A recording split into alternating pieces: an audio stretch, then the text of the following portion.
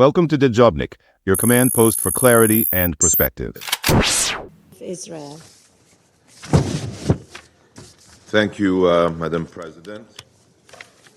I wish to begin by expressing Israel's sorrow over the tragic incident which claimed the lives of the World Central Kitchen employees in Gaza. We express our deepest condolences, and our hearts go out to the families, their countries, and the World Central Kitchen. This was a tragic mistake. Israel never targets civilians deliberately, never, let alone aid workers carrying out crucial work. Israel holds the critical support of aid workers in the highest regard, and we will continue to coordinate with them and secure them in their missions. This incident has been thoroughly investigated, and the findings show that this strike was carried out due to a misidentification at night during a war under very complex conditions. The incident was investigated by an independent expert body and was completed last night. The findings were presented both to Israeli leadership and WCK officials before being released to the public. As a result, 2 senior military officers have already been dismissed from their posts. Israel has coordinated aid distribution with international organizations thousands of times, I repeat, thousands of times since the start of this war.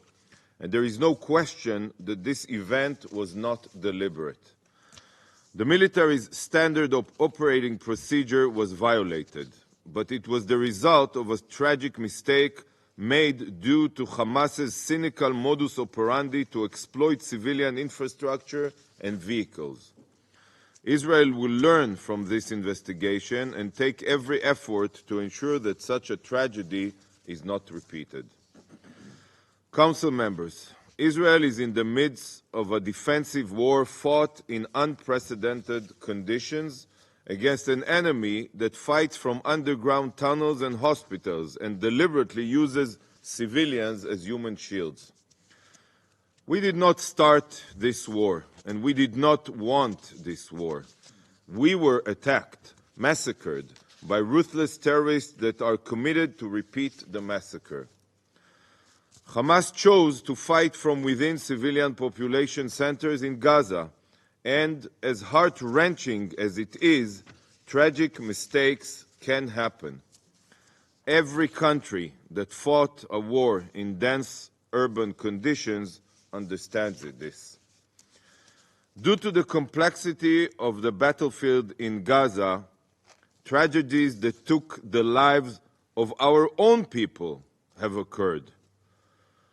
IDF soldiers, our soldiers, have fallen from friendly fire, and Israeli hostages, our hostages, have been mistakenly killed by our soldiers. These are all tragedies, but the reality is that the loss of innocent lives during a war is sometimes unavoidable, despite all the efforts that Israel goes above and beyond to take. This is why the world must not forget for one moment why this war began. Israel abides strictly by the laws of war, and the Israel Defense Forces have implemented more precautions to mitigate civilian harm than any other military in history. Israel dropped 7 million flyers warning civilians to evacuate. 13 million text messages have been sent. Military maps were even distributed outlining safe areas and evacuation routes. These measures are unprecedented, and I don't know of any other military that meets these standards. Our enemy, on the other hand, Hamas, cares nothing for the well-being of civilians and entrenches itself among civilian population, all in order to deliberately maximize the number of civilian fatalities in Gaza. This is their goal. Do you have anything to say about how Hamas turned Shifa Hospital into a terror base? Over the past weeks, hundreds of terrorists were neutralized and arrested, all inside a hospital. Does this council have anything to say about it? This is what Hamas is, an enemy that takes every effort to maximize civilian casualties. This is the script that they have written for you, so that you can pressure Israel into a ceasefire and save them. For Israel, every loss of life is a tragedy. Yet, for Hamas, the death of civilians is their strategy. We were the ones who were butchered, and we are now fighting to not be butchered again. If Hamas's terror capabilities are not obliterated, they will rearm, regroup, and recommit atrocities against Israelis until they annihilate us. That is exactly what they have been doing for the last 18 years, since we evacuated and disengaged from Gaza. Colleagues, no country wishes this war to end more than Israel. It is our children who are fighting in Gaza, making the ultimate sacrifice. But we have no other choice. The formula for an immediate ceasefire is clear. Hamas must turn themselves in and release all the hostages. If this is done, the war can end today. 182 days have passed, and this council still have not even condemned Hamas. Instead, you have demanded a ceasefire with no strings attached, a ceasefire that isn't conditioned on the return of the hostages. This is a free pass for barbarism and sadistic violence. Any ceasefire that ensures Hamas's survival is a green light for many more October 7th. You know that there can be no solution to the conflict between Israelis and Palestinians in our region as long as Hamas continues to rule in Gaza. But some members here prefer to ignore Hamas's genocidal ambitions. It's in their charter, by the way. If this council showed Hamas that terror is not tolerated and increased the pressure on them by, for example, designated Hamas as a terror organization, this war could end faster. Council member, not only is Hamas responsible for every casualty in Gaza, they are also responsible for the humanitarian situation in Gaza. Israel facilitates the constant entry of humanitarian aid into Gaza. 19,000 aid trucks have already entered Gaza since the start of the war, carrying over 350,000 tons of aid, including 250,000 tons of food.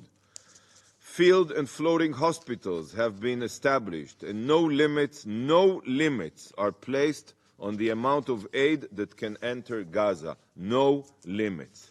The only reasons that the aid does not always reach the civilian population is because Hamas loots it and the UN is incapable of handling the capacity of supplies being brought in.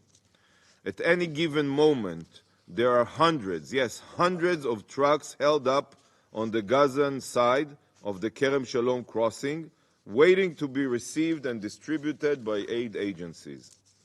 The UN agencies failed to establish an effective distribution mechanism, but rather than taking responsibility, they blame Israel. Nevertheless, despite the lies, Israel is committed to making every effort to facilitate aid. Yesterday, as was pointed out by the Madam President, Israel's Security Cabinet decided to ramp up the amount of aid entering Gaza. More ports and crossings are opening, and we are taking measures that no other country at war has ever taken. Colleagues, while the UN was quick to forget the horrors of October 7th and chooses to focus only on the situation in Gaza, as we speak here now, there are over 100,000 Israelis displaced from their homes for more than 6 months with their children. Over 12,000 rockets have been fired at Israel from Gaza, and more than 3,500 rockets and missiles have been fired at Israel from our northern border, from Lebanon. Millions of Israelis are running back and forth from bomb shelters almost every day. 134 families are still praying for the return of their loved ones held hostage by Hamas, and the entire country is mourning the victims of the Hamas's massacre. Millions of Israelis face constant Palestinian terror attacks, but sadly, this is a fact that the UN chooses to neglect. After all, Israeli suffering means almost nothing between these walls. In each council meeting, a flawed picture is painted. You focus on Israel, making demands and issuing condemnations against Israel, while ignoring the terrorists that planned and initiated this war. And what should be done to thwart their genocidal schemes? This is also the responsibility of this council, the lives of Israelis, not only the lives of Palestinians, the future of Israelis. The Palestinian representative here does not represent Hamas and has no influence over them. He speaks only in the name of the Palestinian Authority that pays terrorists and up until this day never condemned the massacre. And the Palestinian Authority, as you know, has no presence in Gaza. So, dear colleagues, what does the Council have to say about the murderous Hamas terrorists, about the continuous rocket fire on Israel, about the exploitation of civilian sites for terror, like hospitals, about the looting of humanitarian aid, about women, Israeli women that are being raped right now in captivity and children being tortured? What steps are you taking against Hamas? Just because a representative of Hamas is not sitting in this room, does that mean that you can ignore their atrocities and exploitation of Gazans as human shields? These discussions, sadly, are completely detached from reality, even though the truth is so clear. When will the UN finally hold Hamas accountable? The time has come to stop defending terrorists. Thank you, Madam President. I thank the representative of Israel.